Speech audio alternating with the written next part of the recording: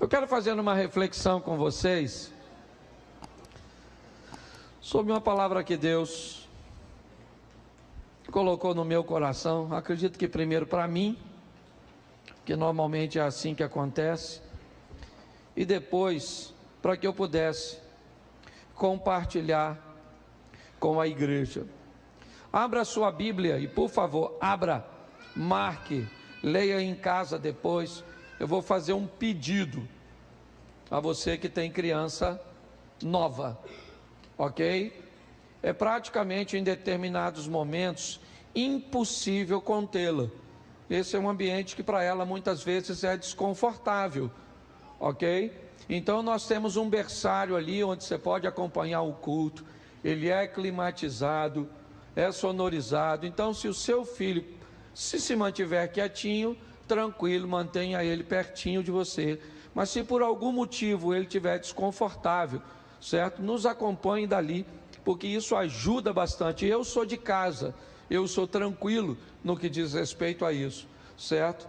Mas eu estou até dando um alerta à igreja, porque às vezes nós estamos recebendo um convidado e nem todo mundo consegue manter a concentração na hora da fala, certo? Visto que às vezes a criança está chorando ou está gritando em algumas situações, tá bom? Então nos ajude aí. Profeta Daniel, capítulo 1. Eu falei o quê? Nossa, falei Marcos? Sangue de Jesus tem poder. Nossa,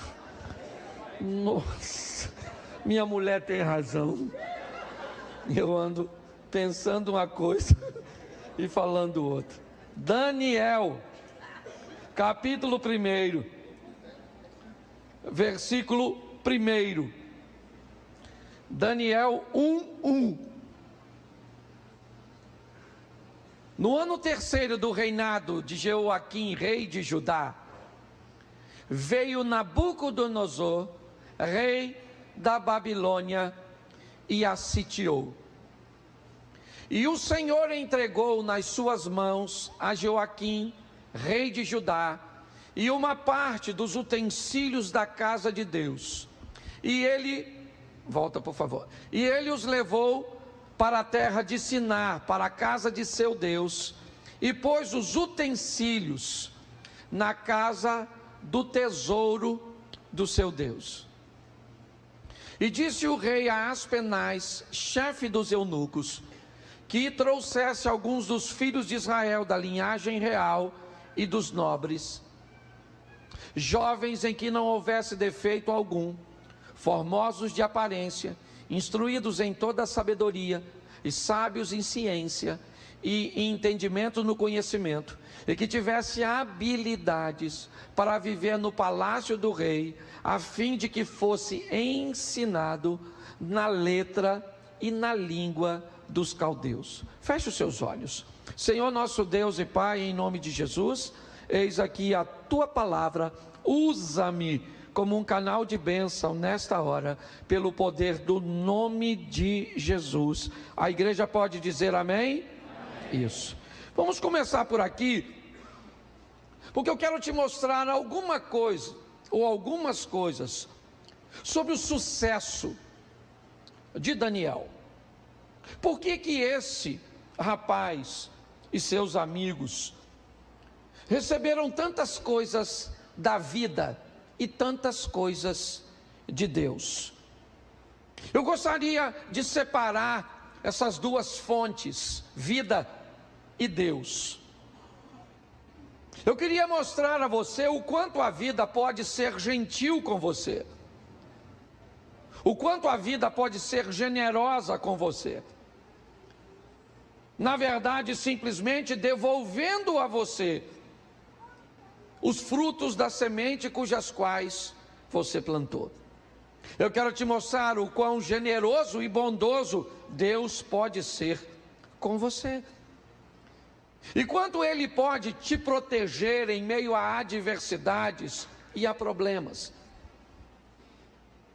Minha proposta hoje, como tenho feito muitas vezes, é fazer com que a nossa qualidade de vida melhore É fazer com que as pessoas, principalmente aquelas que estão no nosso mundo, aquele mundo depois do culto, para onde nós temos que voltar, o ambiente cujo qual nós estamos inseridos, as pessoas que se interessam por aquilo que nós estamos vivendo, mesmo que não esbocem publicamente ou verbalmente esse interesse. Segundo a Bíblia, nós estamos envoltos sempre numa grande nuvem de testemunhas. E quanto melhor for o nosso testemunho, quanto mais bem-sucedida e vitoriosa seja a nossa vida, em meio às imperfeições, em meio às crises, às perseguições e tantas coisas que nós sabemos que não podemos ignorar e que são reais, mas você pode ter certeza que você tem irmãos te olhando, você tem cunhados te olhando, você tem primos te olhando, você tem amigos de trabalho te olhando, você tem irmãos na igreja te olhando, você tem vizinhos te olhando, tem pessoas observando sua vida. Mesmo que você não note, pode ter certeza que essas pessoas estão atentas a tudo aquilo que está acontecendo com você. Primeiro, para saber como está a sua vida, e muitas vezes criar um ambiente comparativo entre a dele e a sua, isso é perfeitamente normal. Mas principalmente para descobrir se há alguma vantagem em servir esse Deus que você serve, em andar com esse Deus que nós andamos. A vida pode ser altamente generosa com você. E se no ambiente de perseguição e de lutas você sofrer, pode ter certeza que Deus, e eu vou te mostrar isso no texto, sai em seu socorro, sai em sua defesa. Eu vou dar um testemunho para você rapidinho da igreja. Nós tivemos há um tempo atrás a perda de alguém muito precioso e que nos abençoou muito neste lugar. Um senhor de quase 100 anos, chamado Joaquim Bem-vindo. Um homem muito antigo nessa localidade, quem mora aqui talvez o tenha conhecido, um homem extremamente generoso. Ele era o dono do espaço do nosso estacionamento. Ele veio falecer. E com o falecimento de seu Joaquim, a sua propriedade foi dividida entre os filhos. E na época então, os filhos já me chamaram e disseram: pastor, precisamos explicar algo com o senhor, ao senhor. Nós vamos cumprir o contrato de locação do estacionamento, mas nós não temos o interesse de renová-lo. Assim que o contrato encerrar, nós precisamos do terreno. E louvado seja Deus por isso. Foram muito bons conosco todos esses anos e não temos nada do que reclamar. Mas a igreja, a partir do dia 1º de julho, não pode mais estacionar o carro lá. Nós temos os adolescentes que funcionam lá. Nós temos a oficina da alma, que também funciona lá. Mas o pior do que tudo isso, nós temos lá, num ambiente, às vezes de muita necessidade, a possibilidade de colocar quase 120 carros, 140 carros. E aí quando eu recebi essa notícia, porque eu não me atentei que era 1º de julho já, e passa rápido, Quando aconteceu, eu falei: e agora? Como é que vai ser? E aí, Deus proveu um novo espaço, certo? Já não vou falar onde é, mas vocês vão ver daqui uns dias, já está sendo limpo, preparado e tudo, e glória a Deus. Mas se você olhar aqui ao redor, não tem, mas Deus já sabia que tinha. Então é importante nós entendermos que a vida, muitas vezes, no quesito normal, ela trará consigo dificuldades, demandas, obstáculos, mas Deus está onde sempre esteve, no controle de todas as coisas, e nunca esqueça disso. A Bíblia diz que todas as coisas cooperam para o bem daqueles que amam a Então, querido, o texto em que lemos fala da história de Joaquim, rei de Judá, o reino do sul de Israel. Ele é filho de Josias. Ele já havia sido subjugado pelo Egito. E agora Nabucodonosor vence, né, a estrutura, ou todo o domínio egípcio, e subjuga também Joaquim, que não tinha poder nenhum, já tinha sido vencido por Neco, e agora então ele é subjugado por Nabucodonosor. Ele não tem muito o que oferecer. Então nós lemos o texto: no ano terceiro do reinado de Joaquim, rei de Judá, Nabucodonosor, rei da Babilônia, veio a Jerusalém e a sitiou. Eu não sei se você reparou, mas coloca o versículo 2, porque ele é muito importante nós notarmos. E o Senhor entregou nas suas mãos a Joaquim, rei de Judá. Quem é que entregou Joaquim? Quem foi que entregou? O Senhor. O Senhor está usando mais uma vez alguém para disciplinar seu povo. Aprenda que Deus utiliza esse ambiente didático para nos ensinar. É muito comum ele usar nações estrangeiras, inimigos, e dar condições a estes inimigos, muitas vezes em menor número, uma nação idólatra, a vencer o povo que adora ao Deus verdadeiro. Mas quando Deus é com o povo, ele diz: pode mandar os ministros de louvor na frente cantando, que vocês vão ganhar.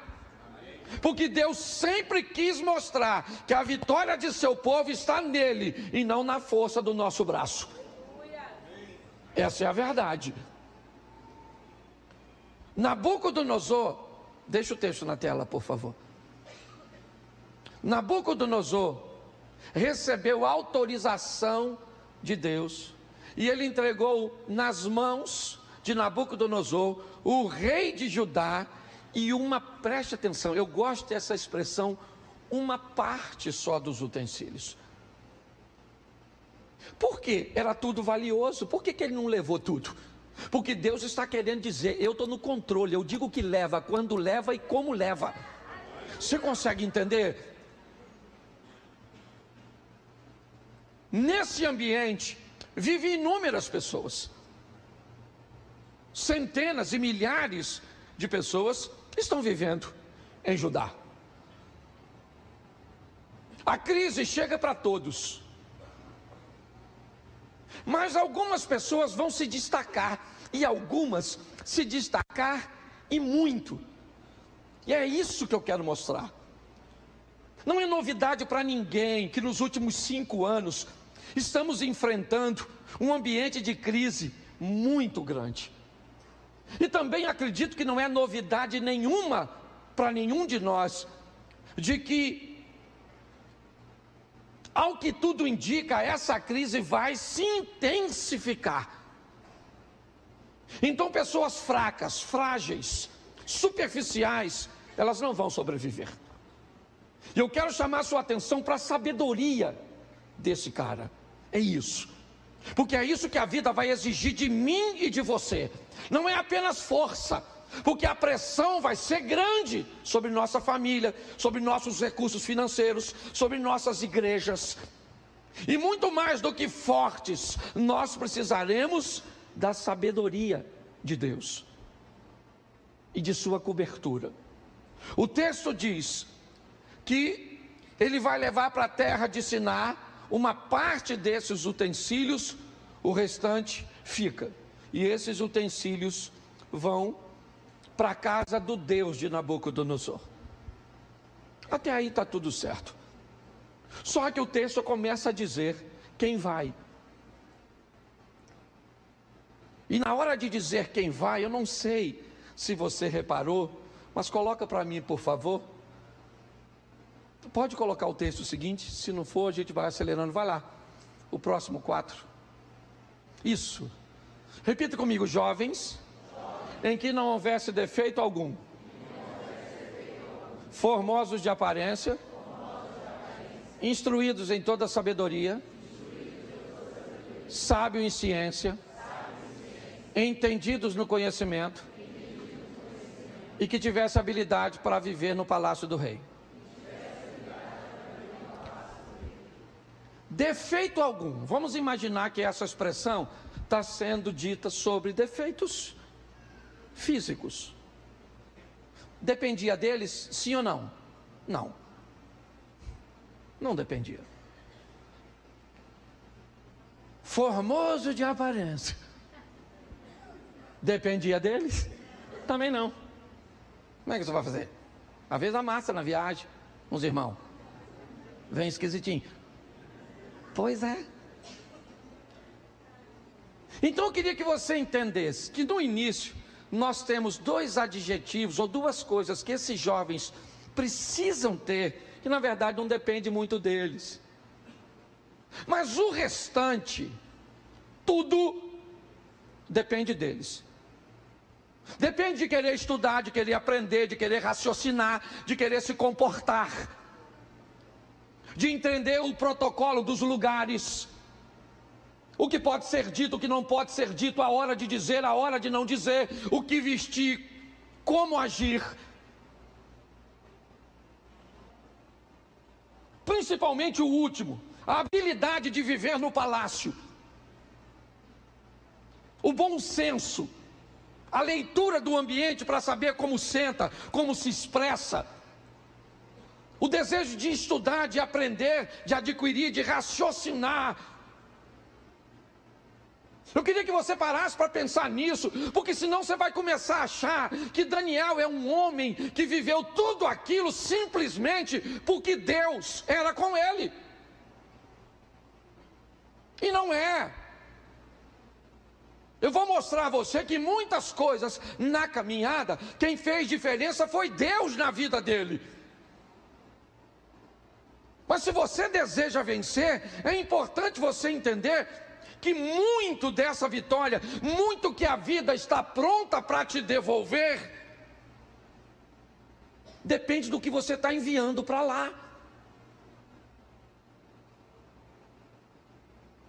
Ele vai, porque há um processo de seleção. Porque Nabucodonosor é alguém que sabe algumas coisas e talvez por isso, tenha sido quem foi, um dos maiores. Nabucodonosor sabe que ele não era capaz ou não seria capaz de resolver tudo. Mas ele também sabia que em algum lugar tinha alguém que era capaz de resolver o que ele não era capaz. Então o que ele quer é selecionar pessoas que sejam capazes de resolver problemas que ele não é capaz de resolver. Ele é bom, mas ele não é bom em tudo e não tem tempo para resolver tudo. Então ele cria um processo seletivo, dizendo quem é que ele quer nos corredores de seu palácio, sentado à sua mesa, comendo com ele, lhe servindo de conselheiro. Ele cria um processo seletivo, jovens, sem defeito, boa aparência, entendidos, instruídos, aptos para estar no palácio. Você já pensou que em muitos lugares que você gostaria de estar, você não está, e o culpado de você não estar é você?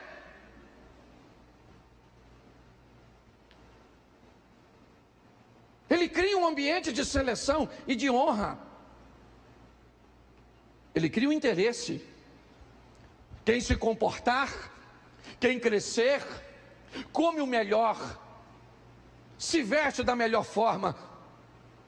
Ele é alguém que está recompensando as pessoas, fazendo com que elas tenham interesse de ascensão, de crescimento. É verdade.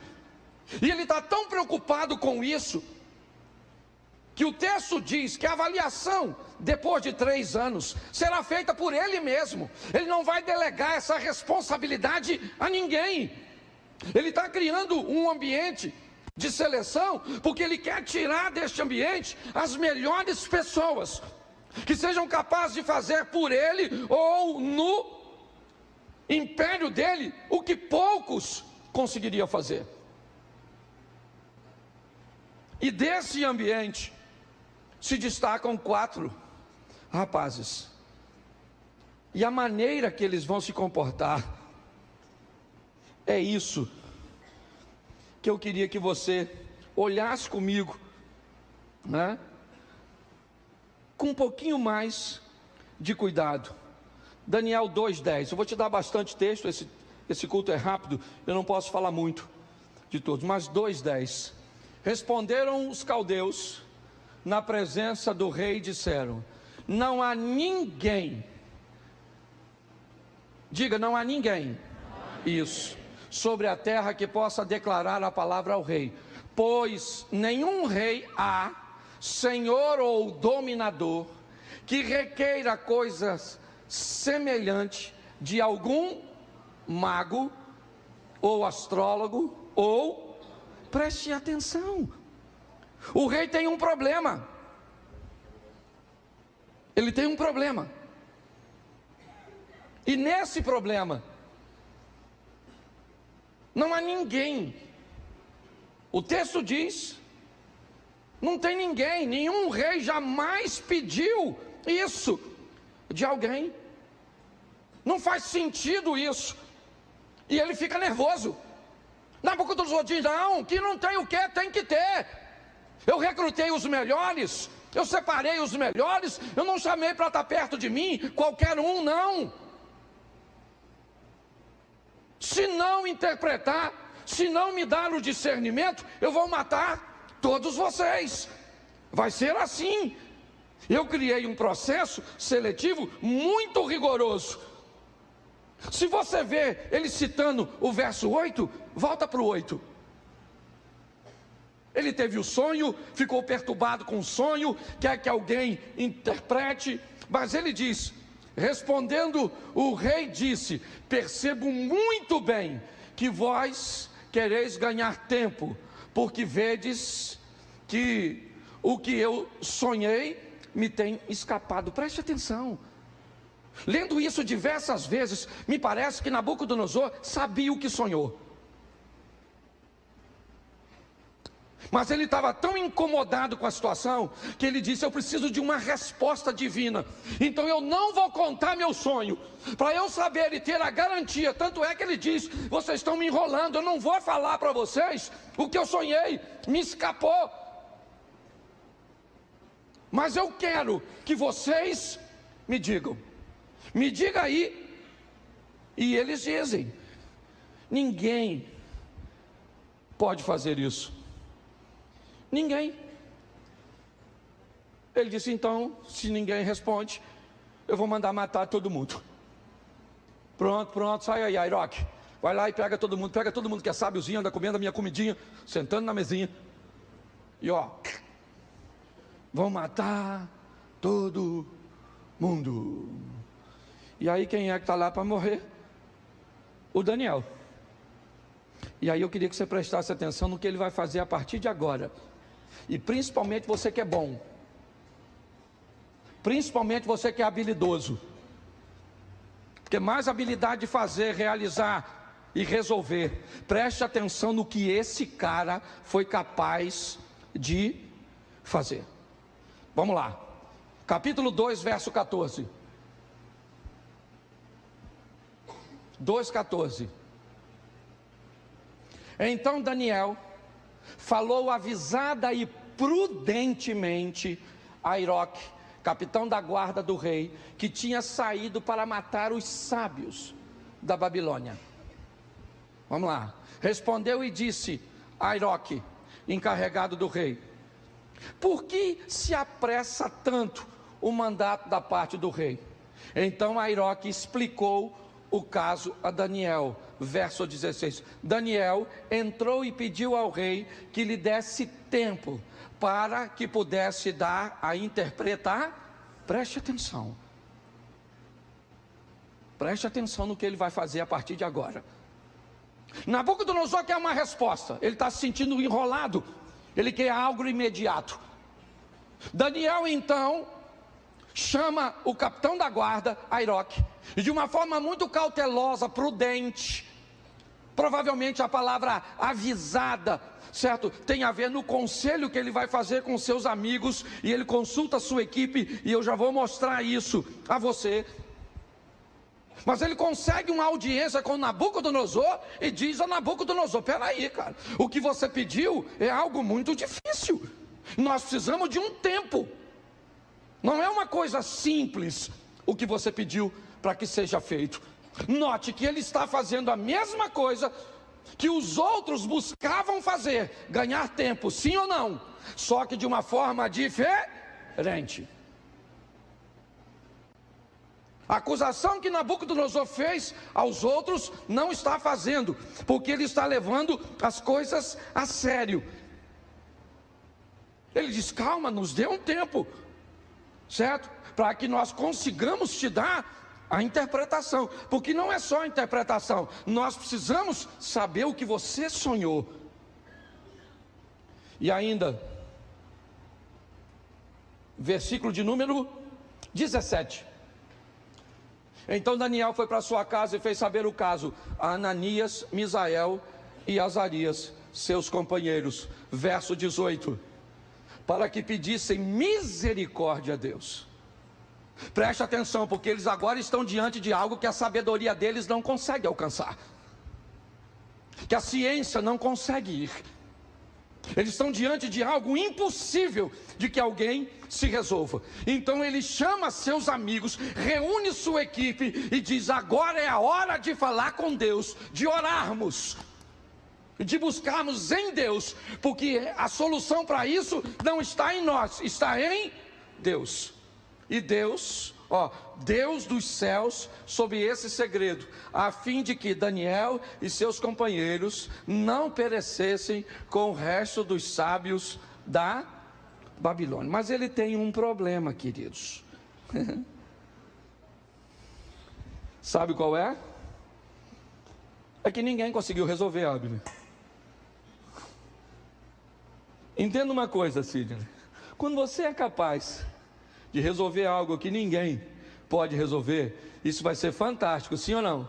Mas vai ser terrível para você, porque o grupo de inimizade que você vai arrumar, de gente que vai ficar com raiva e com inveja de você ter resolvido.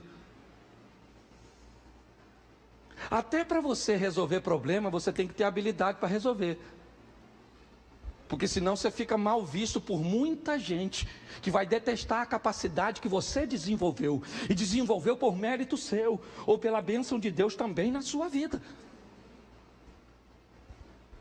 Ele está agora, ele pediu um tempo, e está todo mundo de olho nele.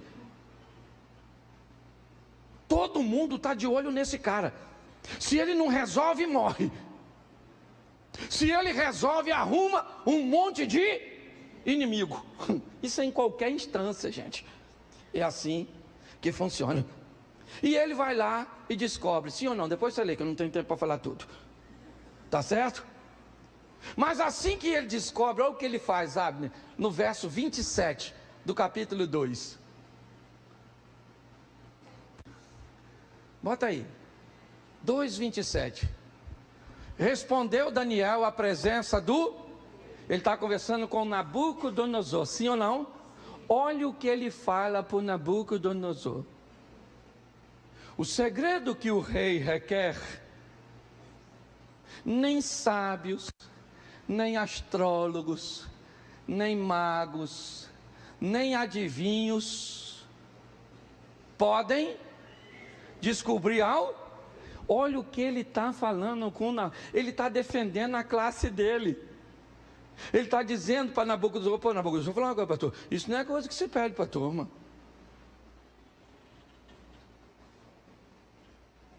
Ele está dizendo, o que você pediu para os caras, não é que os caras sejam ruins, os caras são, mas você pediu deles o que eles não podem. Isso. O que ele está ganhando agora? A simpatia da turma. Ele não está chegando lá dizendo que ele é o bom, que ele resolve tudo, que ele é o cara que Deus usa, não. Ele está dizendo, olha, o rei, o segredo que você está pedindo, ninguém consegue Gente, em algumas traduções, esse cara aqui, o Daniel, era chamado na Babilônia como mestre dos magos. Dá para fazer um paralelo até com a caverna do dragão. Você pensa na turma que não gostava dele? Os caras já estavam lá, foram professor dele, e agora ele é chamado de mestre dos mestres, mestre dos magos. E pior, ele está conversando com Nabucodonosor, e ele acaba de falar para o Nabucodonosor que o que Nabucodonosor pediu dos astrólogos não deveria ter pedido. Ou seja, ele só trocou de inimigo.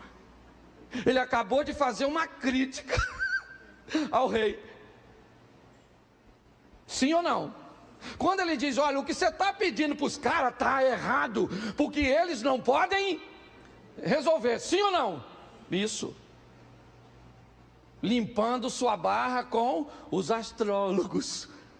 Aquela turma. Mas aparentemente sujando com o rei. Verso 28. Mas existe um Deus que revela os... E ele fez o quê? Mostrou ao Nabucodonosor o que acontecerá Esse cara para mim é fantástico. Olha como ele levanta a moral do Nabucodonosor. Ele falou, Nabuco, escuta só. O sonho que tu teve é Deus falando contigo. É outra esfera, é prateleira de cima. Entendeu? Ele pega a moral do cara. Eu gosto da habilidade que esse cara tem para lidar. Ele está eliminando suas inimizades, criando um ambiente onde ele possa, porque presta atenção, se ele não morre naquela ocasião, ele pode morrer depois numa conspiração, como vai acontecer no ambiente persa. Você pode crescer, expandir, conquistar espaço, ser um vencedor, ser sábio, cheio de Deus, e não precisa ter inimigo, basta que você seja sábio, criando um ambiente sadio, onde você possa sobreviver, mesmo sendo alguém com uma capacidade diferente. Nesta fala do verso 28, ele torna Nabucodonosor o homem mais importante. Pegou a moral do cara e jogou lá para cima, defendeu sua classe, exaltou o rei, e no verso 30 ele diz o seguinte: quanto a mim, preste atenção, ele já defendeu os camaradas, ele já colocou Nabucodonosor no posicionamento de honra, e ele diz, quanto a mim, esse mistério não me foi revelado porque eu tenha mais sabedoria do que os outros homens.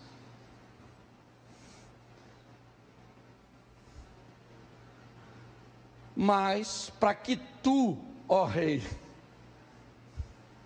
saiba a interpretação e entenda, certo? O que passou na tua, preste atenção. Às vezes nós não resolvemos o problema no nosso casamento porque nos falta sabedoria.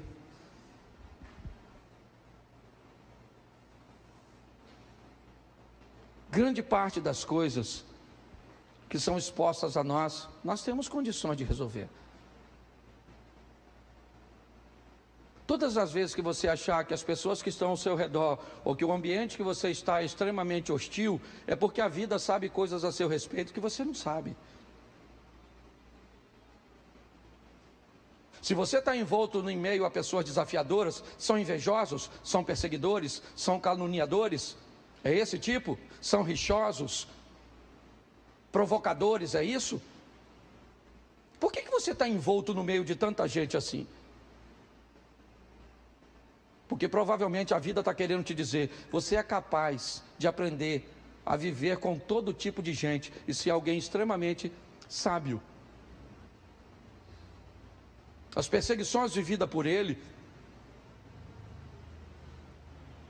mostram apenas quem ele é de verdade, mas ele tem amigos, sim ou não? E até o momento eu não falei deles. Eu só estou falando de Daniel. Foi Daniel, mas e os meninos que estão com ele? Quem eles são? Não são ninguém? Não, eles são alguém. E não pode viver na sombra do Daniel, tem que ter suas próprias experiências. Então agora, Daniel sai de cena. Entra a história da estátua. Cadê ele? Por que ele não está lá, Abner?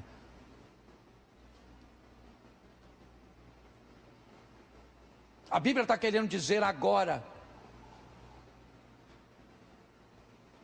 que os amigos vão viver suas próprias experiências. Na história da estátua, Daniel não está presente. Seus amigos é que estão. São os 3 que vão para a fornalha. E onde Daniel está? Não sei. Talvez lá ou viajando, não sei onde estava. Eu só sei que o que a Bíblia está querendo dizer é que esses rapazes vão precisar viver. Talvez eles não sejam do mesmo tamanho do Daniel. Porque a Bíblia diz que uns produzem a 30, uns a 60 e outros a 100. E nós temos que respeitar a medida dos outros. Eu vou contar uma história para vocês, provavelmente isso vai ao ar, mas de quem eu vou falar, eu sou amigo e não tem problema nenhum. Eu fui participar de uma conferência em Londres, há uns anos atrás. E nessa conferência estava também o pastor Silas Malafaia. Eu estava no início do meu ministério. E quando eu cheguei em Londres, 2 equipes foram designadas. Uma para dar assistência ao Silas e outra para me dar assistência. Eu preguei no mesmo congresso que ele, mas não comi no mesmo restaurante. Não andei nos mesmos carros. Não fiquei hospedado no mesmo hotel. Não ganhei a mesma oferta. Sabe por quê? Porque ele era maior do que eu. Você consegue entender isso? Eu não estou dizendo maior, estou falando de ministério, de reconhecimento, de caminhada, de trajetória. Se você não respeitar isso, estou falando isso porque ele vai assistir, sabe? Hoje nós fazemos parte do mesmo grupo, ministramos, viajamos muitas vezes no mesmo ambiente, ficamos no mesmo hotel, mas não foi sempre assim. Mas quando isso acontecia, eu tive que ter a maturidade de entender que ele estava à frente. Os amigos de Daniel estão com ele, sim ou não? Mas vive o que ele vive?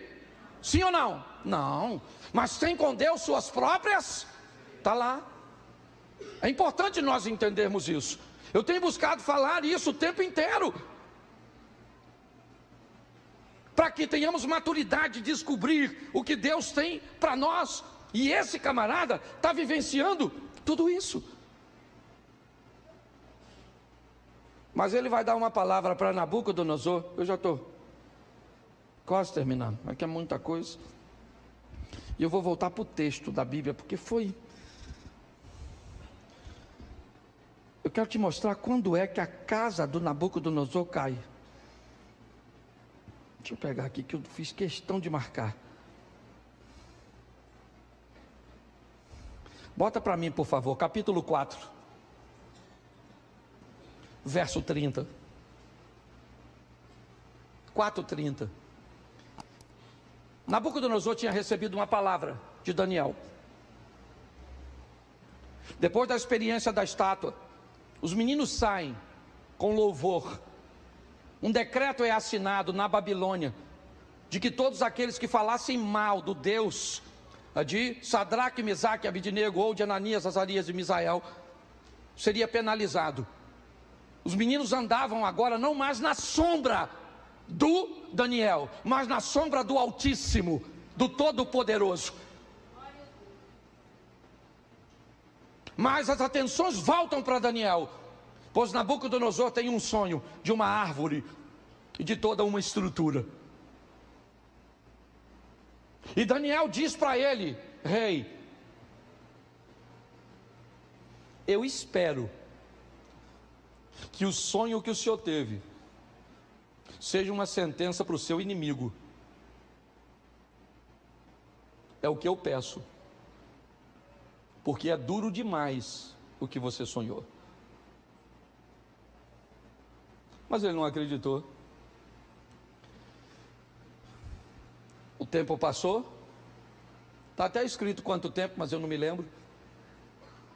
E ele está caminhando. E Nabucodonosor diz assim no seu pensamento: acaso não é esta a grande Babilônia, que eu construí como a capital do meu reino, com o meu enorme poder, para a minha glória e a minha,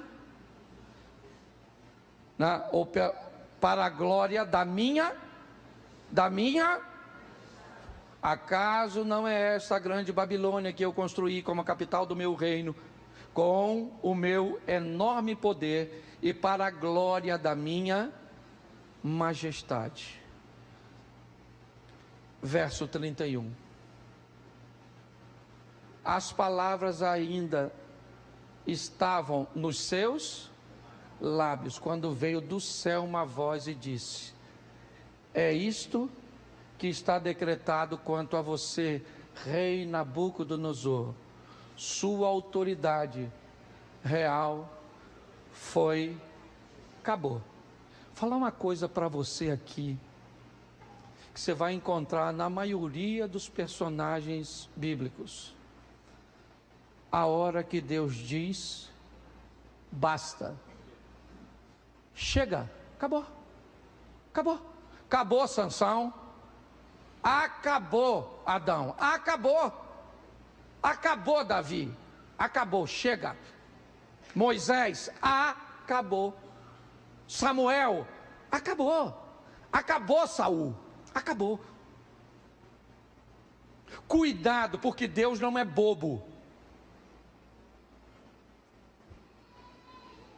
Ele é misericordioso. Presta atenção, aqui acabou. Esse cara vai se converter. Lê a história dele e ele se converte. Ele só esqueceu de uma coisa preciosa: ensinar seu filho a lição. Mas ele se converte. Ele vira um bicho, literalmente um bicho. E num determinado momento a consciência dele volta. Ele volta de ministro. Ele reconhece quem é Deus. Está tudo escrito. Mas o tempo passa.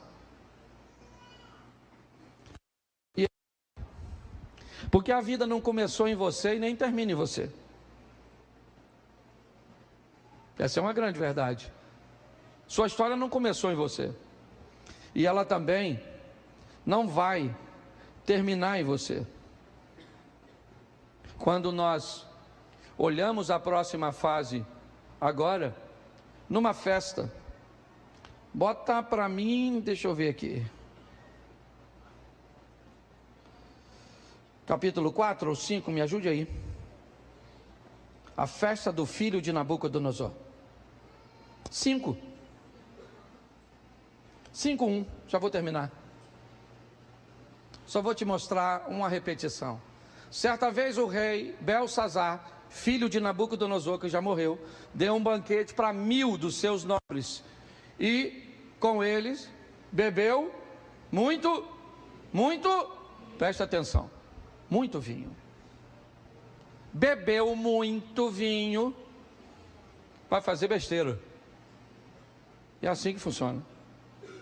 Por isso que nós falamos, ó, longe do álcool. Ok? O álcool te leva para perto do Satanás. E Satanás te dá a bala, mas toma o doce. Bota aí. Enquanto Belsazar bebia o vinho, aconteceu alguma coisa? Sim ou não? Não, Deus está tolerando a manguaça. Está manguaçando, mas está tudo jóia. Deus está tolerando. Mas enquanto ele bebia o vinho, ele deu ordem para trazer as taças de ouro e de prata de seu predecessor, ou seja, de seu pai, Nabucodonosor, que tinha tomado do templo de Jerusalém, para que o rei e seus nobres e suas mulheres e as concubinas bebessem nessas taças. Tá certo? Deu ordem, vou trazer tudinho, vão beber tudinho, tá tudo certinho. Verso 3. Então trouxeram as taças de ouro, que tinham sido tomadas do templo de Deus em Jerusalém. E os reis e os nobres, as suas mulheres e as suas concubinas beberam nas taças. Sim ou não? Isso, agora bota 3. Enquanto bebiam e louvavam aos deuses de ouro, de prata, de bronze, de ferro e de madeira e de pedra. Bom, aí Deus falou: ó, tolerei a manguaça, pegaram meus copinhos e levaram para lá. Mas nos 5, mas de repente, pronto, aí lascou, de repente lascou. Aquela mão da família Adams começa a escrever no reboco da parede e lascou a vida do cara. E sabe quem eles chamam para resolver? Daniel. Não sei se precisasse Dário ou Ciro, não sei.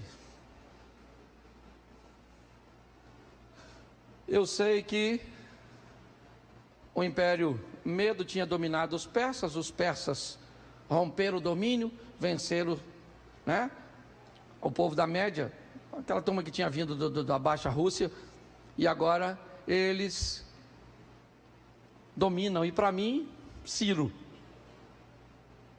Deus chama Ciro de servo, mas me parece, Dário, eu também não sou obrigado a saber tudo, essas fofocas a gente sabe depois, para mim não interessa, o negócio aqui estava lá e rebentou a boca, e é isso aí para mim. Presta atenção,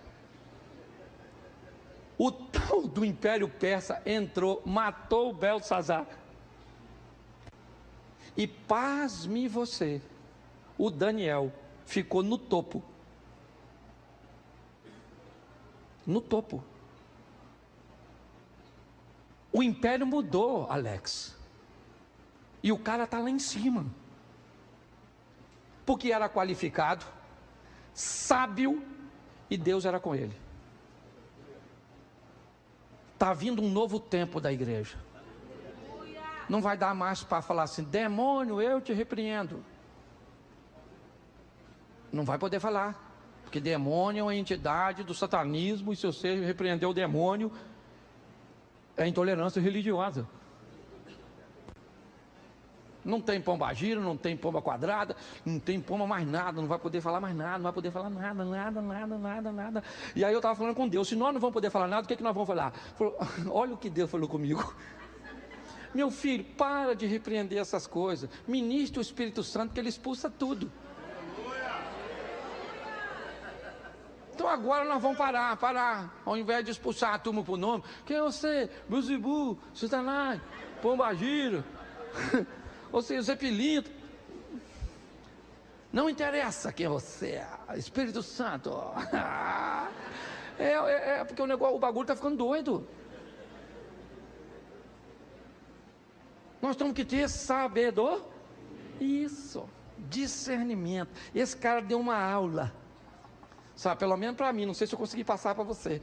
Você sair daqui, ó, e você sabe na sua casa, no seu casamento, com seus filhos, com a sua sogra, pensa. Com quem te deve, com quem você deve, o seu chefe, com quem está acima, com quem está abaixo, com quem tem menos condições que você, que tem uma raiva de você desgraçada, porque você resolve coisas que ele não resolve.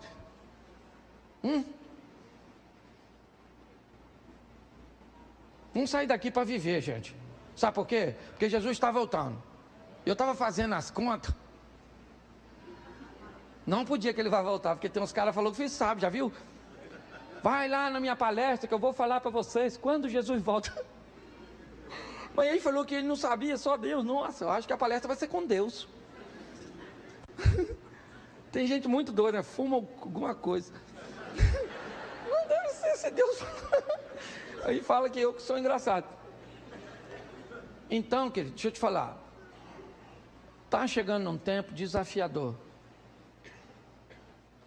onde nós vamos precisar de muita sabedoria. Vai sair inimigo de tudo. Pastor, o senhor está botando terrorismo? Estou não. Estou falando a verdade. Cada dia que passar, meu filho, vai ficar mais difícil. E aí eu estava fazendo as contas. O número de gente que está indo para o inferno, gente, está grande. Porque pensa só assim, nós, seja franco, você acha que nós tem qualificação para entrar? Eu estava pensando nos troços esses dias. Falei, Senhor, se eu sou o pastor e penso isso, que dirá os crentes? Então, pastor, o senhor é doido. Falar, eu falo mesmo, não sou santo, mas eu luto com todas as minhas forças para não pecar. Tem um cara que estou afim de ir no céu, é eu. Eu estou falando sério. E mais, é ver minha casa, minha família, meus amigos, a minha igreja. Pensa, eu pregando lá no céu para vocês. Mas seria maneiro, né? Não vai precisar não, mas sei lá. Estou tão acostumado que eu vou chegar lá. Posso dar uma pregadinha aí, anjo? Eu não é? É sério, estou pregando todo dia, às vezes 3 vezes por dia. Estou igual um remédio controlado. Então, querido, vamos ter sabedoria. Por quê? Porque a gente está assim de gente, ó. Muito qualificada. Habilidosa. Mas vamos juntar tudo para transformar a igreja do Senhor numa potência. Você pode ficar de pé? Isso. Feche seus olhos e fala para quem está do seu lado assim, seja sábio. Quando eu era garoto, falava sabido. Ô menino sabido. Tem umas palavras que não usa mais, né? Quem é que lembra da palavra cebosa? Ô menina cebosa. Assanhado. Ô menino assanhado. É umas palavras boas, né? Feche seus olhos aí, feche um pouquinho. Senhor, muito obrigado por esse ambiente tão agradável. Muito obrigado pelo exemplo do teu filho Daniel.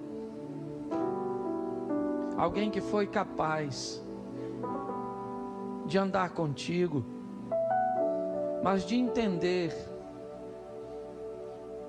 que boa parte do que ele iria viver na terra dependeria de sua dedicação, de seu preparo, de seus relacionamentos, de como ele teria que lidar com possíveis inimigos, como ele teve que lidar quando teve que dizer ao rei que o pedido não era correto, como ele falou a respeito de si mesmo, dizendo que não era melhor que ninguém.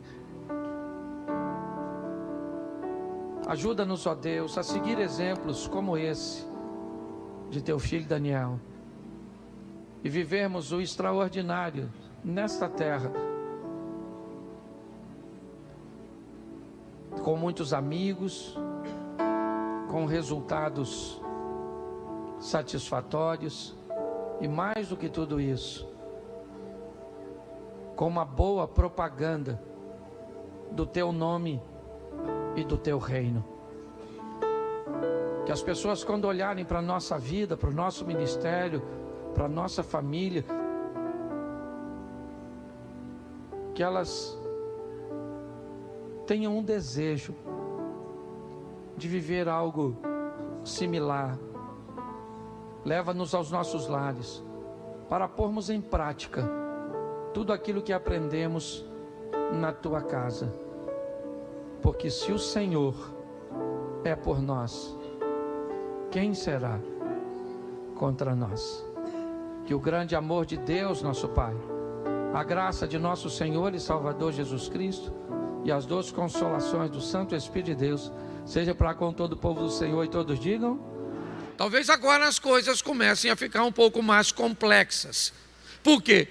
Porque se eu me tornei filho de Deus, é necessário que eu me pareça com Ele, que haja em mim características que, ao olharem para mim, descubra quem é meu Pai. Quando a Bíblia diz sede santo, por quê? Porque Deus é santo, certo?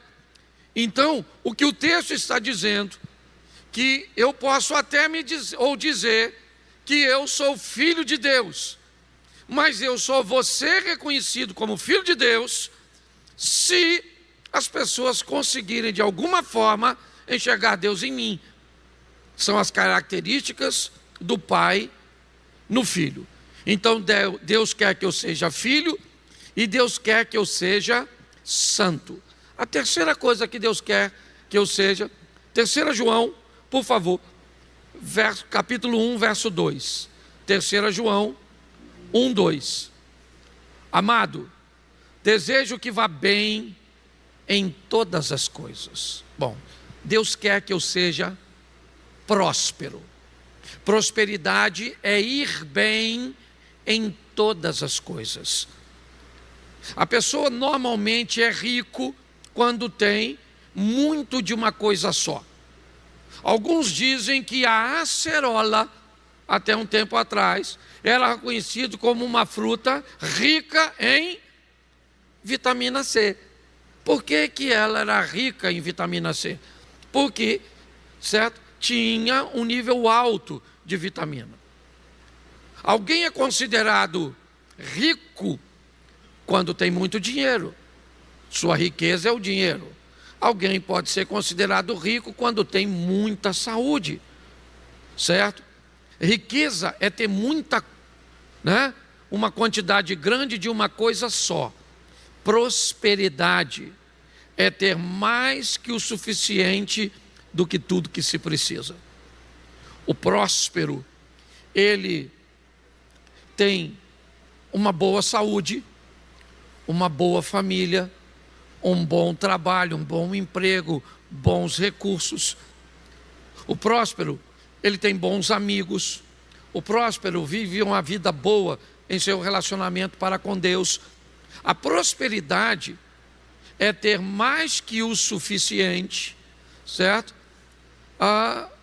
Para que eu possa ser considerado próspero. Então aqui, Deus quer que eu seja filho, santo e próspero. Então, espero que isso tenha ficado claro. Bom, por que é que eu não consigo, então, atingir esse patamar? Está bem? Ah, pastor, sempre. Se eu estou empregado, se a situação econômica fica boa, o meu relacionamento não vai bem. Se o meu relacionamento e a minha situação econômica está boa, é a doença que chega. Sempre tem alguma coisa para causar desequilíbrio. Bom, se Deus quer que eu seja filho, santo, essa palavra santo pode atrapalhar algumas pessoas. Pastor, como é que alguém vai ser santo? Entenda bem. O que Deus quer é que estejamos dentro de seu sistema de santidade, onde hoje eu pratico menos coisas que o aborrecem do que eu praticava há tempos atrás.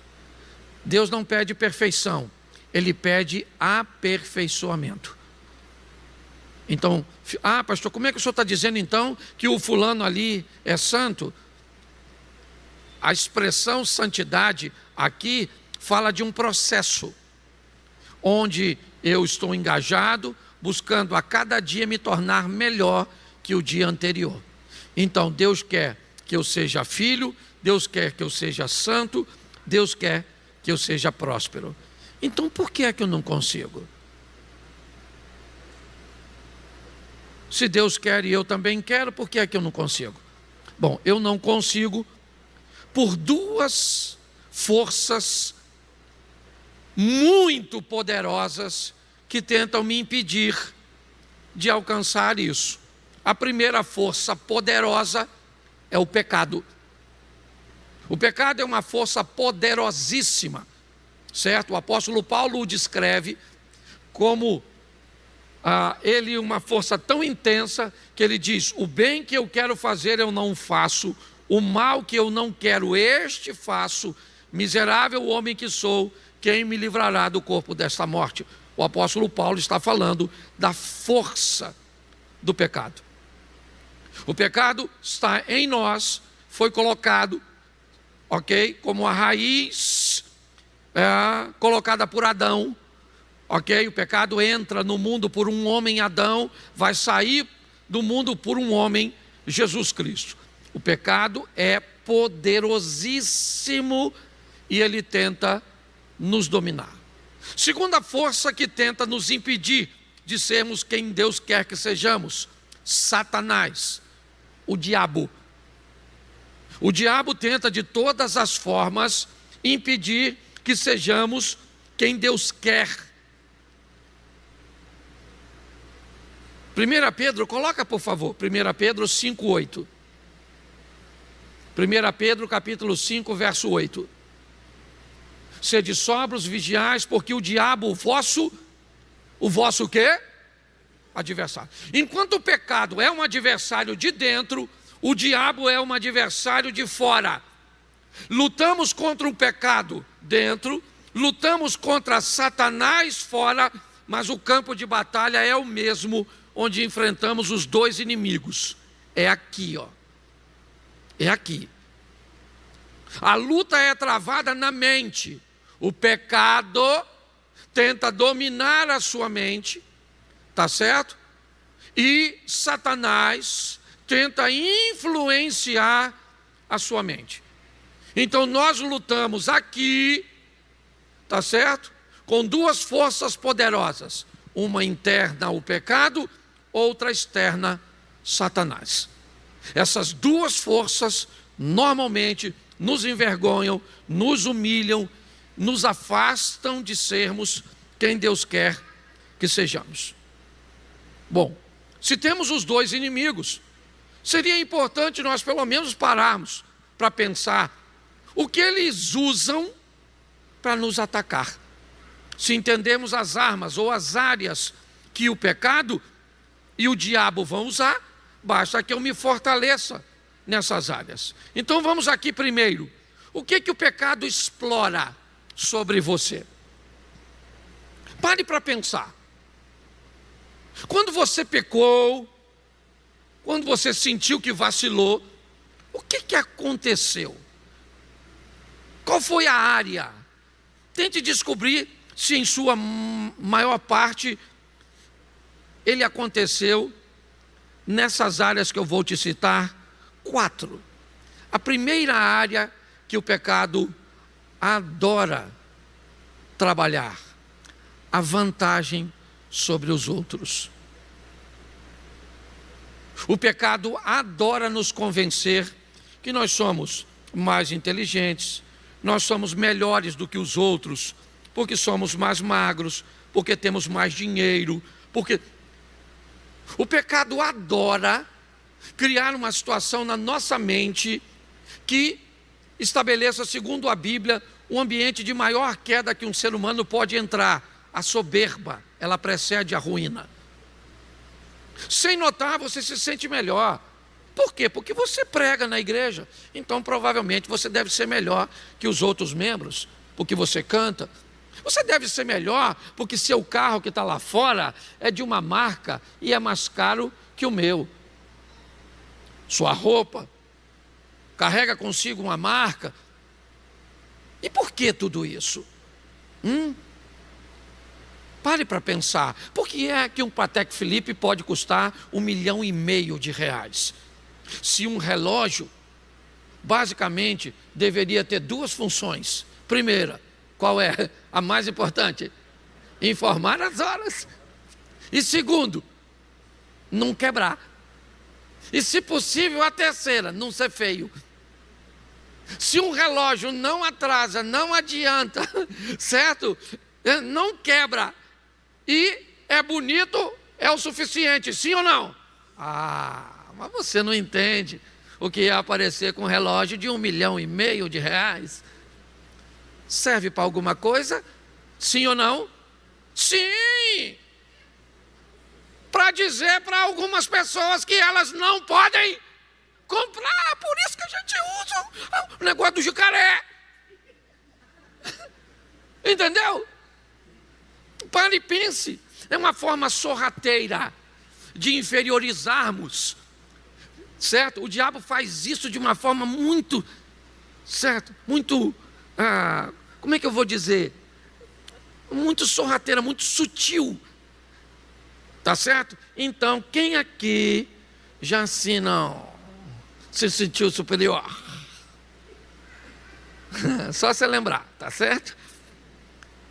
Segunda área que o diabo explora, o tal do prazer, meu irmão. Cuidado com esse negócio. Prazer. Prazer. O que é prazer? Prazer é uma satisfação que, se não tiver equilíbrio, nós podemos ultrapassar o limite só para ter o prazer. Exemplo: é pecado beber alguma coisa que contenha álcool? Sim ou não? Sim, me ajuda aí com a pregação. Sim ou não? Não. Mas a bebida para alguns é prazerosa? Sim ou não? Então o cara pode, por causa do prazer, ultrapassar o... e chapalha o coco. Entendeu? Por exemplo, fazer sexo é pecado? Não. Mas o prazer pode te influenciar a fazer com a mulher que não é sua, com um homem que não é seu, com seu namorado. Entendeu? O tal do prazer, o diabo usa muito. Então fique de olho, ou melhor, o pecado usa muito, explora o prazer. Eu li um texto, 2 Samuel capítulo 13, repita comigo, 2 Samuel capítulo 13. Qual é o livro e o capítulo? Qual é o livro? Então o livro qual é? Capítulo? Só para você ler em casa, eu vou só te contar a fofoca. Mas eu não vou ler para andar rápido. O filho de Davi, o nome dele era Aminon. Davi tinha uma vida bem bagunçada quando o assunto era a família. Certo? Ele tinha filho com um montão de mulher. E aí então, Aminon tinha uma irmã por parte de pai, uma tal de Tamar, que era uma gata, maluco. Pense naquela menina, uma pensinha, sabe? Uma obra de arte, que se as rosas vermelhas olhassem para ela, ficava vermelha. Então, escute só, o Aminon gostou da Tamar. Sabe o que ele fez? Estuprou a Tamar. Assim que ele satisfez o seu prazer, ele começou a odiá-la e acabou morto pelo irmão legítimo de Tamar, Absalão. Depois você lê isso, está tudo no capítulo 13, essa fofocada tudo, estupro, isso, assassinato. Só dei aqui o lugar da fofoca. Mas é só para te mostrar que o pecado adora explorar o prazer. Porque é através do prazer que muitas pessoas são capazes de ultrapassar o limite. Outra coisa que o pecado adora: dinheiro. Dinheiro é uma área muito importante para o pecado explorar. De duas formas: a ganância torna o indivíduo preso ao pecado, ou a avareza torna o indivíduo preso ao pecado. Tem gente que vive uma vida com dinheiro em pecado porque é ganancioso.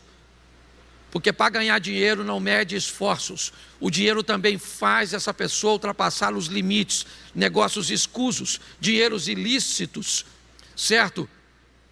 Quer ganhar um dinheiro que sequer ele é capaz de saber para que precisa. Enquanto o avarento fica preso ao dinheiro, sendo ameaçado por ele, e o dinheiro conversa com o avarento dizendo: não me gasta. Não me gasta, que se você me gastar, eu não tiver na sua vida, você vai ver só. Bom, então já vimos que o pecado usa a vantagem, o prazer e o dinheiro. E o pecado também usa a provocação. Pessoas provocadoras. Pessoas que vão fazer coisas que você não gosta, para te tirar do sério, para te deixar nervoso, para que você xingue, entre em confusão, faça besteira. Por quê? Porque esse é o papel do pecado. Tá certo? Bom, pastor, o senhor disse que o inimigo é o pecado e o diabo. Enquanto o pecado usa a vantagem, a soberba, certo? O prazer, o dinheiro e a provocação, o diabo explora lugares, pessoas e sentimentos. O diabo já gosta de que você vá para festas, para ambientes, certo? Cujo qual ele pode achar uma oportunidade de afastar você do propósito. Ló tinha uma vida ajustada até se mudar para Sodoma e Gomorra. Foi assim que aconteceu. Davi tinha uma vida certinha até o dia que tinha que estar na batalha e ficou em casa. Lugares. Cuidado com eles. O diabo usa lugares para nos derrubar. Segundo, pessoas. Influência. O diabo é extraordinário para usar pessoas, para explorar a entrada na nossa vida. E por último, o diabo explora sentimentos. O cara tem, eu não tenho, então eu tenho inveja. Foi isso que ele fez com Caim. Na conversa entre Deus e Caim, note, Deus sabe que o pecado está em Caim, porque ele é filho do pecador Adão. Então não há nenhuma incoerência em o Caim sentir inveja do Abel, que teve a sua oferta aceita. Mas olha o que Deus fala com Caim. O pecado jaz à porta, e a ti cumpre dominá-lo. Olha só. O que ele está sentindo é perfeitamente explicável por causa do pecado. Ele está com inveja de alguém que ganhou algo que ele não ganhou. O diabo é excelente para se aproveitar da raiva, do ódio. É isso. Absalão matou Aminon no capítulo 13 de 2 Samuel por vingança. Herodias, aquela que era esposa de Filipe, estava casada com Herodes, tem a oportunidade de ficar rica no dia do aniversário de Herodes, onde o rei Herodes diz à sua filha Salomé: me peça até a metade do meu reino que eu te dou de presente por sua dança. Quando Salomé vai perguntar a Herodias: mãe, o que é que eu peço para Herodes? Ela troca a metade do reino pela cabeça do João Batista. Tem lógica isso? Lógico que tem. O que ela viveu neste momento foi o diabo se aproveitando de um sentimento. Então o diabo se aproveita de lugares, o diabo se aproveita de pessoas, de influências, e o diabo se aproveita de sentimentos. Então vamos lá. Você quer ser filho de Deus, quer ser santo e quer ser próspero. Você tem dois inimigos e um campo de batalha: o pecado e o diabo. O campo de batalha é aqui. O que o pecado e o diabo tenta colocar aqui? Altivez e soberba da vantagem, prazer ilimitado, certo?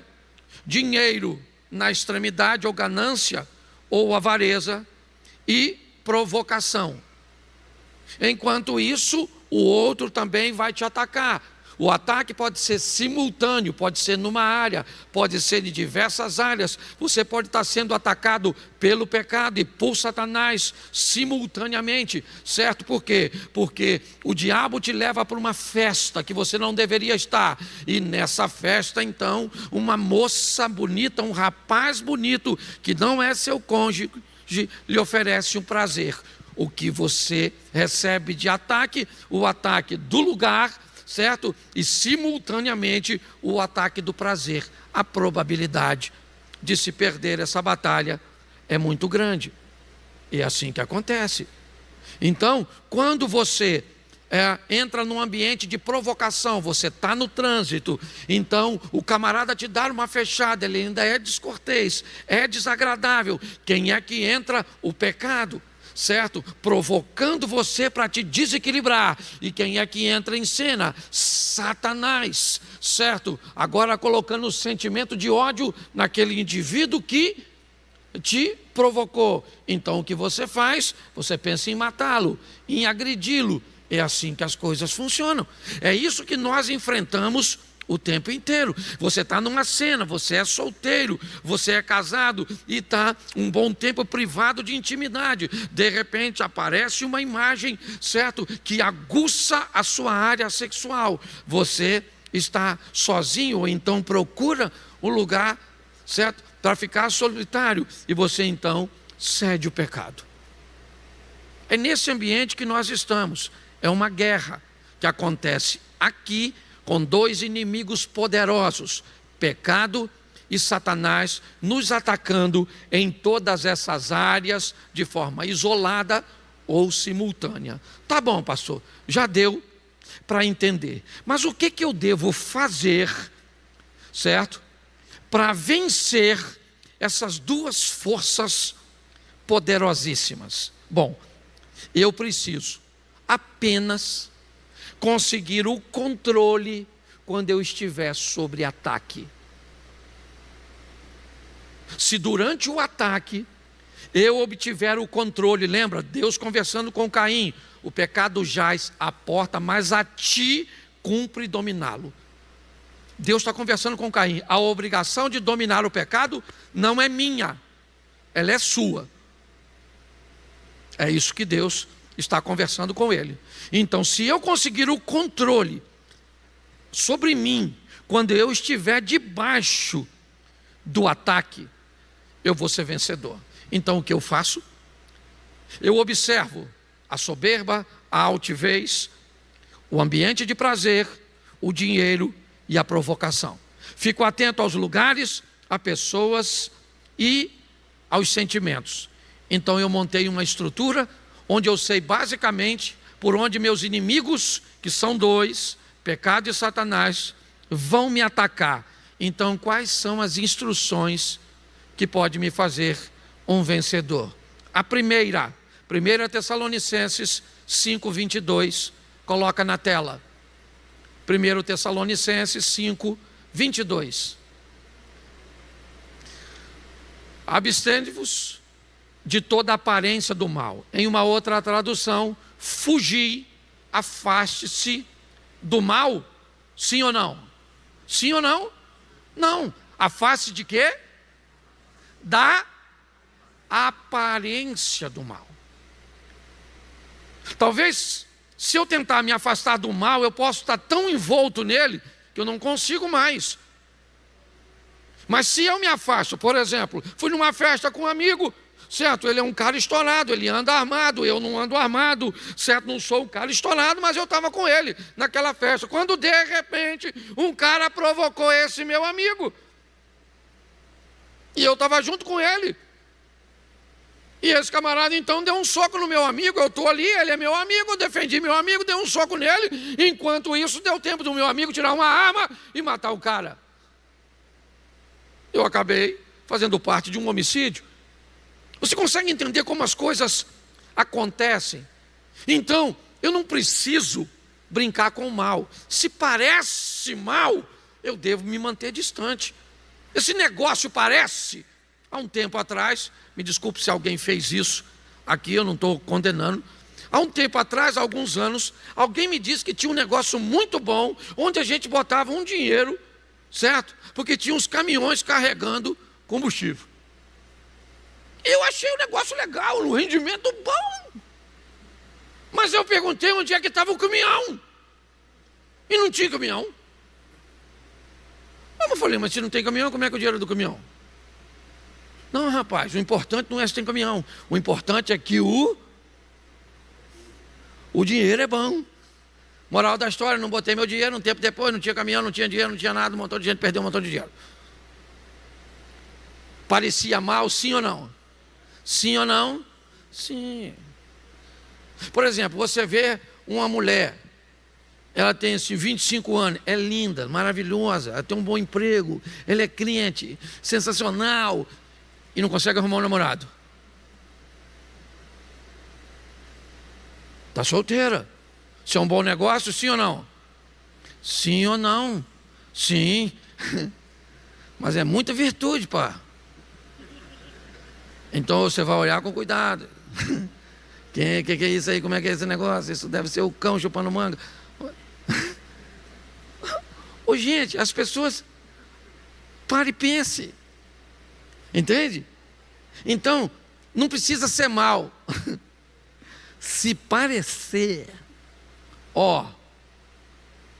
Posso ouvir um amém? Tiago capítulo 4, verso 7, segunda recomendação. Tiago 4, 7. Primeiro, eu fujo do mal. Segundo, sujeitai-vos, pois, a Deus. E faz o quê? Resistir ao... Isso! Resistir ao diabo. Resistência. Porque o bicho é terrível. Ataca você, ataca você, ataca você. Resistência. Resistir o diabo. E, gente, olha, eu vou ensinar uma coisa para você. Não estou falando mal de mulher não, tá? Mas olha, mulher é um bicho tão perigoso que a Bíblia diz assim: resistir o diabo e fugir da mulher. Olha, você encara o diabo e entendeu?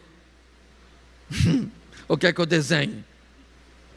Resistência. Resistência. Você quer vencer? Seja resistente. Isso. E para você ser resistente é melhor sair do lugar que não deve. Pareceu mal, você vai embora. 1 Pedro 5,8. Coloca aí. Não passar das 9 não. Isso. 1 Pedro 5,8. Sede sóbrio e vigiai. Por quê? Isso. O diabo, o vosso, isso, presta atenção. Sede sóbrio e vigiai. Olha só. Se eu quero vencer, eu tenho que manter vigilância, sobriedade, oração. São armas poderosíssimas para eu vencer. Quando você encontra alguém que foge da aparência do mal, quando você encontra alguém que tem resistência ao diabo, que vigia e que ora, a probabilidade dessa pessoa estar envolvida em qualquer tipo de confusão é quase zero.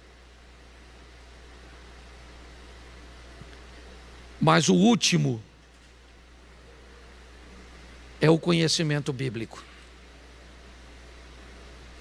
O povo peca porque lhe falta conhecimento. Errais por não conhecer as Escrituras e o poder. Nunca esqueça isso. Nós do Projeto Recomeçar buscamos ser uma igreja que temos isso muito bem definido. Toleramos alguns cultos. Não vou falar a palavra tolerância porque está errado. Mas aceitamos e abrigamos alguns modelos de cultos aqui, certo? Onde há um mover de Deus de cura, há línguas estranhas, acreditamos nos dons, mas a maior parte dos nossos modelos de culto é baseado na Escritura. Ordem, decência e modéstia. Esse é o nosso modelo principal. Errais por não conhecer as Escrituras e o poder. Não é as Escrituras ou o poder. Não é um ou o outro. É um e o outro. Às vezes você vai pegar igrejas que anulam o conhecimento bíblico, as Escrituras, e o poder é bagunçado. É profecia, meninice, profetada, falsidade, certo? De milagres. Beleza. Porque isso acontece? Porque ali tem um grupo que acredita no poder, mas que não tem o parâmetro das Escrituras para dar equilíbrio ao poder. Do outro lado, você tem uma igreja que não dá nenhuma vazão ao poder de Deus, não acontece cura, não acontece libertação, não acontece nada, não dá vazão a dons, não tem nada. Por quê? Porque essa é totalmente presa às Escrituras e não dá vazão ao poder de Deus. Quando alguém, que quem quer que seja, obediente ou desobediente, certo? Vai precisar fazer se cumprir na sua vida o que Deus quer. Sou filho, santo e próspero. Sei que tenho dois inimigos poderosíssimos, pecado e Satanás. Sei as áreas que ele atua. Então, todas as vezes que eu vou para determinadas áreas, e às vezes eu tenho que ir. Eu tenho amigos aqui em Xerém, eu nasci, sou criado aqui. Tem gente que é tão próxima minha, estudou comigo, que tem dificuldade de me chamar de pastor. Tem gente na igreja aqui que, se for me chamar, me chama de Claudinho. E não é por desrespeito, é porque o cara tem muita intimidade comigo. Então, eu tenho um amigo que ele gosta de fazer uma festa legal, aniversário dele, e ele sempre me convida, e o cara é meu amigo, foi criado comigo, então eu vou no aniversário dele. Só que ele está bem distante dos meus valores. Então é uma manguaçada danada, uma música doidona, uma mulher que deixa metade das roupas em casa, mas eu vou. Pastor, o senhor vai? Eu vou. Normalmente costuma começar entre 14 e 15 horas da tarde e acaba assim lá para o outro dia. Então eu vou. Quando é a festa de aniversário dele, eu já sei o modelo de festa que é. Eu vim tornar antipático, vou deixar o cara vai deixar de ser meu amigo, mas não. Eu falo que hora começa. Ele fala, Cláudio, vai começar às 2 da tarde. 2h15 eu chego. Eu chego. Para matinê. É para café com leite. Entendeu? Todo mundo está sóbrio, a birita ainda não está acontecendo, a música está baixinha. E aí eu fico lá, até quando? Até quando der. Conversando com a mãe dele, que também é crente, e lá, vamos embora. De repente, a nuvem muda. Entendeu? Tinha até hino. Agora, ele negócio não sei o que, levanta e tal, e dá de ladinho e tal. E aí, as donas já começam. Aí a manguaça, você já escuta. Aí já sai o primeiro endereço para alguém ir, num palavrão. E ali aquela mensagem falou o quê? Aí às vezes, eu já vi gente que sabe que eu sou pastor, de olho em mim. Uma mulher lá, e mulher legal, não é ruim não, irmão. É lugar para o irmãozinho aqui, tá?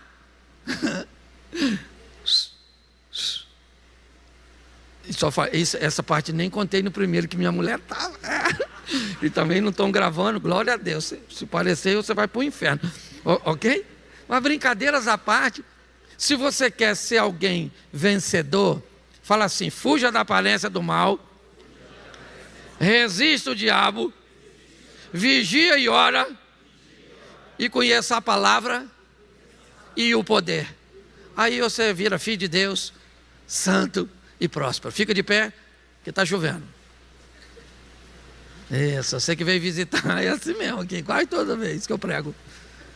É uma doideira. E ainda tem membro aqui, viu? Feche seus olhos. Pai, muito obrigado por essa noite. Muito obrigado pelo teu cuidado para conosco. Por tua paciência, tua longanimidade, que sempre nos busca nos corrigir, nos orientar. Então, Pai, até para te obedecer, nós precisamos do Senhor. Nos ajude, ó Deus, a sermos vistos como alguém que se parece contigo. Que a prosperidade que vamos ter nessa terra faça com que outras pessoas se interessem também pelo Senhor. Que o evangelho que chegou até nós chegue até aqueles que precisam. Continua conosco nessa caminhada, leva-nos aos nossos lares, ó Deus, guardado por Tuas mãos poderosas. Ó Pai, guarda os céus, ó Deus, para que famílias não percam, guarde as vidas, ó Pai, proteja os bairros alagados, em nome de Jesus. Que tenhamos uma semana de bênção, de vitória, em nome de Jesus. Você pode dizer amém?